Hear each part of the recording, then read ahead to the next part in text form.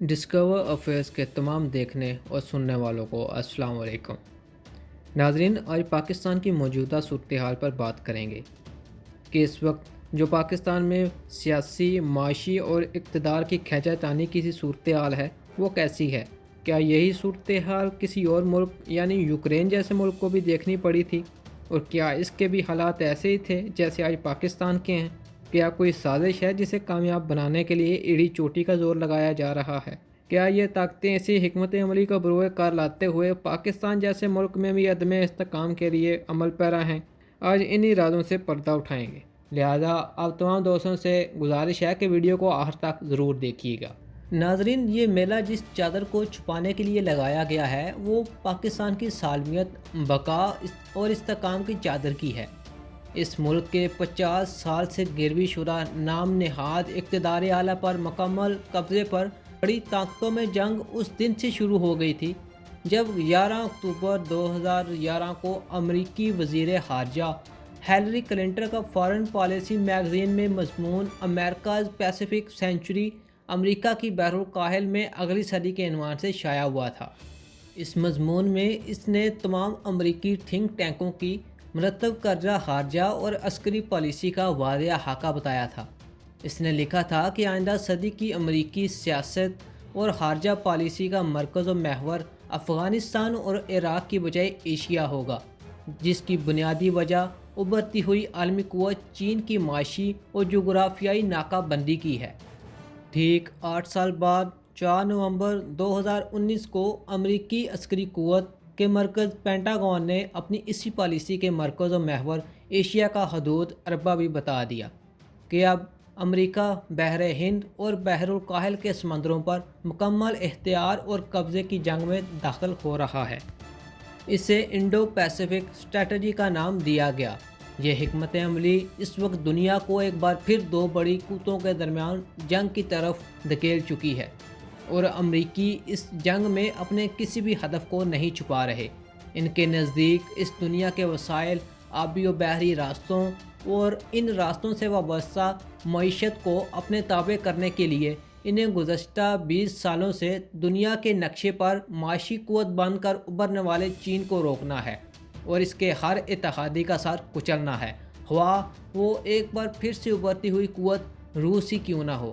جن دو ملکوں کو روس اور چین کی شارک سمجھا جاتا ہے اور جن کا جغرافیائی محلوں کو چین اور روس کے لیے اس کا دراہم ہے کہ جیسے ان معیشتوں کو سانس لینے کے لیے آکسیجن کی ضرورت ہو، وہ یوکرین اور پاکستان ہیں۔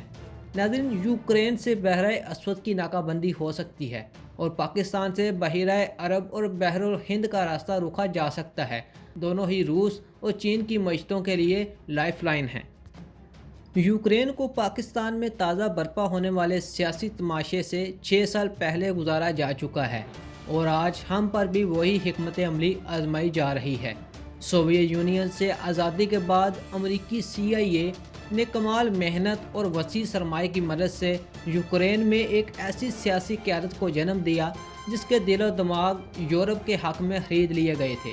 اس کے لیے انہوں نے اس ملک کے اس قوم پرستانہ تنازع کو استعمال کیا جو وہاں آباد 23% روسی اور 77% یوکرینی عوام کے درمیان موجود تھا۔ یوکرین پر آزادی کے بعد سے ہمیشہ سے ایسے سیاسی گروہ کی حکمرانی رہی جو روس کی طرف اپنا رجحان زیادہ رکھتا تھا۔ اس پارٹی کا وکٹر یانوکووچ جب 2004 میں برسر اقتدار آیا تو اپنے خاص ہتھکنڈوں کو استعمال کرتے سپریم کورٹ کے ذریعے اس کے خلاف فیصلہ لیا گیا، جس نے الیکشنوں کو دھاندلی زدہ قرار دیا۔ اب یورپ نواز اپوزیشن کے ہاتھ میں عدالتی فیصلے کا ایک ایسا ہتھیار آ گیا جس کی مدد سے ان کے لیڈریشن چینکو نے جلسوں، جلوسوں اور دھرنوں کو آغاز کر دیا، لیکن پھر وہ اچانک شدید بیمار پڑ گیا۔ ایک ہمدردی کا نعرہ بلند کیا گیا کہ اسے روس کی خفیہ ایجنسی نے زہر دے کر ہلاک کرنے کی کوشش کی ہے۔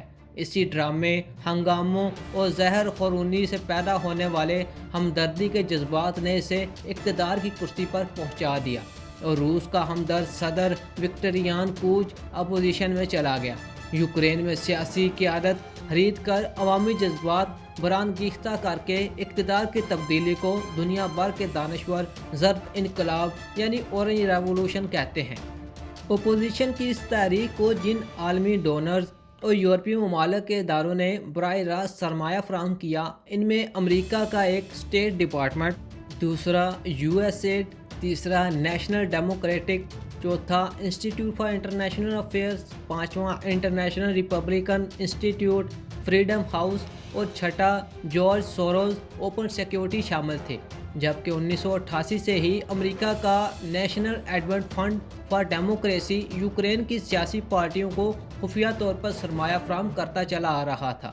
جب ان بکاؤ سیاسی پارٹیوں نے سپریم کورٹ کی مدد اور میڈیا کے پروپیگنڈے کے ذریعے روس کے حمایہ یافتہ صدر کا تخت الٹ دیا تو گارڈین کے ذریعے ان تمام غیر ملکی اداروں کے نام بھی شائع کروا دیے گئے جو اس ضد انقلاب میں فنڈ مہیا کرتے تھے۔ یہ ہوتی ہے دیدہ دلیری۔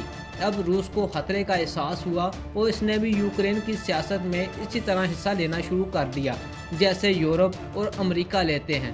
ایک ایسی کشمکش شروع ہو گئی جس کے نتیجے میں روس کا حمایہ یافتہ وکٹریان کوچ ایک بار پھر 2010 میں برسر اقتدار آ گیا۔ اب امریکہ نے گزشتہ 10 سالوں سے سیاسی پارٹیوں اور این جی اوز کو دیے گئے فنڈ سے تماشا لگانا شروع کیا۔ ان سیاسی پارٹیوں نے اپنے ورکروں کو آہستہ آہستہ سڑکوں پر لانا شروع کیا، جن کا نعرہ یہ تھا کہ ہمیں روس کو چھوڑ کر یورپی یونین کے ساتھ تعلقات استوار کرنے چاہیے۔ دوسری جانب صدر یاکوچ کے حامی بھی روس کے حمایت میں سڑکوں پر نکلنا شروع ہوئے اور پورے ملک میں ایک تصادم کی کیفیت پیدا ہو گئی۔ جب نومبر 2013 میں معاملہ زیادہ بڑھنے لگا تو امریکہ اور یورپی یونین کے ممالک کھل کر سامنے آ گئے۔ ان کے سفیر اپوزیشن رہنماؤں سے نہ صرف کھل کر ملاقاتیں کرنے لگے، یورپی یونین کی حمایت میں نکالے جانے والے جلوسوں اور دھرنوں میں بھی کھلے عام شرکت کرنے لگے۔ اس کے بعد ممبران اسمبلی کی خرید و فروخت کا کاروبار امریکی سرمایہ سے شروع ہوا۔ روس کے منظور نظر صدر کے خلاف تحریک عدم اعتماد پیش کر دی گئی۔ اس نے ڈٹ جانے اور مقابلہ کرنے کی کوشش کی، لیکن فوج اور پولیس میں امریکی سرمایہ کے زور سے بنائی گئی لابی نے ہنگاموں پر قابو پانے والے تمام قوانین پر عمل کرنے سے انکار کر دیا۔ دارالحکومت کیف کی سڑکوں پر لڑائی شروع ہوئی، 98 لوگ مارے گئے، 15,000 زخمی اور 100 لوگ لاپتہ ہو گئے۔ تحریک عدم اعتماد سے پہلے ہی قوم کو خون خرابے سے بچانے کے لیے یاکوچ نے ایک معاہدے پر دستخط کیے، نئے الیکشن کا اعلان کیا، استعفیٰ دیا اور روانہ ہو گیا۔ یوکرین کی صورتحال کے تناظر میں پاکستان کے موجودہ حالات کو رکھ کر دیکھیں اور تمام تعصبات کو ذہن سے نکال کر صرف اور صرف پاکستان کے لیے سوچیں تو آپ کو بخوبی اندازہ ہو جائے گا کہ اگر چند دن بعد عمران خان کے متوالے اور اپوزیشن کے جیالے اسلام آباد پہنچتے ہیں تو پھر اس کے بعد کیا کچھ یا کروایا جا سکتا ہے۔ امریکی پالیسی کے حوالے سے یوکرین اور پاکستان میں ایک بہت بڑا فرق ہے۔